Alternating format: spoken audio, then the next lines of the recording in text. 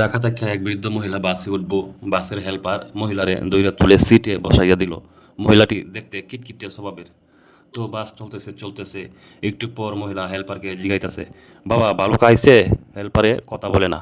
আর একটু পর পর আবার জিগাইতেছে, ও বাবা বালুকা কি আইছে? হেল্পারে বলতেছে, চাচি চুপ করে বইসা থাকেন তো, বালুকা আইলে আপনাকে ডাক দিমু। তো বাসের হেল্পার তো বলছে একটু পর ডাক দিব, মহিলা শান্তিতে বসে আছে। বাসের হেল্পার তো মনে করেন ভাড়া দেওয়া নেওয়া, যাত্রী ওঠানো নামানো, এগুলো করতে করতে বালুকা পার হয়ে 5 কিলো পথ গেছে গা। এদিকে বৃদ্ধ মহিলার তো মনে কামড়া কামড়ি শুরু হয়েছে যে এখনো বালুকা আসে নাই। হেল্পারকে জিগাইতেছে, বাবাজি বালুকা আসে নাই এখনো? হেল্পার তো জিব্বাই কামড় মাইরা বসছে। এদিকে বলছিল বালুকা আসলে ডাক দিব। বাসের সকল যাত্রী শুনছে, এখন তো আর রক্ষা নাই।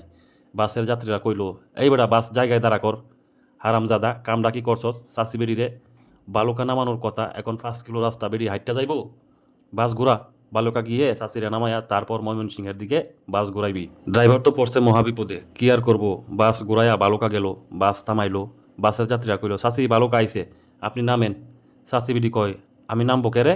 আমি তো যামু ময়মনসিং। বাসের যাত্রীরা দিল জিব্বাই কামড়। বলতেছে, এতক্ষণ যে কইছেন বালুকা আইছে বালুকা আইছে, এগুলো কইছেন কেন? চাষি বিডি বলে, বাবা গেছিলাম ঢাকা হসপিটালে ডাক্তার দেহানুর লাগিয়া।